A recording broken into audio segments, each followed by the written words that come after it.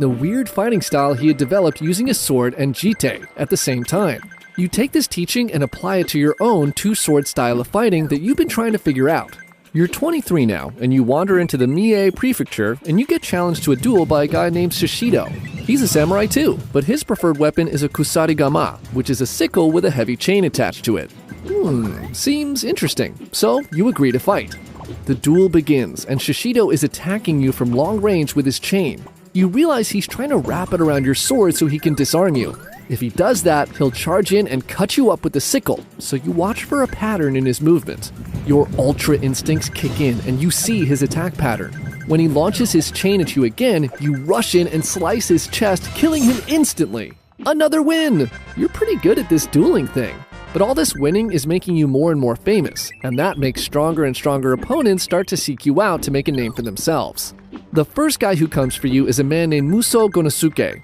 He's an arrogant warrior who, like you, has been on a quest dueling the strongest people he can find. He's exceptionally skilled at fighting with a bow staff. He attacks you without warning, and you block his strike with the new technique you named the Jujidome, and you disarm him. He freaks out and runs away to a Shinto monastery to figure out what he did wrong. Thinking about how you were able to beat him, he develops a new style of fighting using a shorter staff called a jo. He finds you again, and this time the match is a lot tougher. Too close to call, maybe. You say it ends in a draw, but Muso tells everyone he won, and he trademarks his style of fighting as Shinto Musu Ryu. His main marketing for his school is that he beat you in a duel, and just off of this, his school lasts for centuries. Next, you fight two guys at once in Edo and beat them. This makes you even more famous, and you finally draw the attention of the greatest swordsman in the country, a man named Sasaki Kojiro. You're sent an invitation to duel Sasaki Kojiro on an island named Funajima on April 13, 1612. Sasaki is a huge man who uses a long sword called an odachi.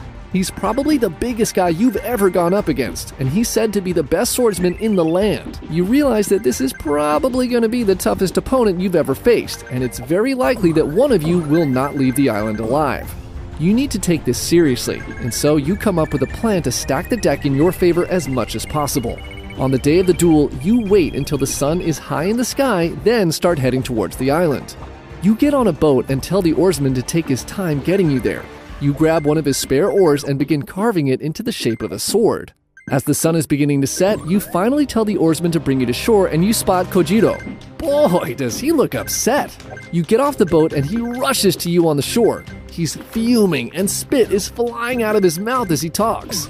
He then takes a look at the boat oar you've been carving. He seems even more mad now, and he unsheathes his sword and throws the sheath to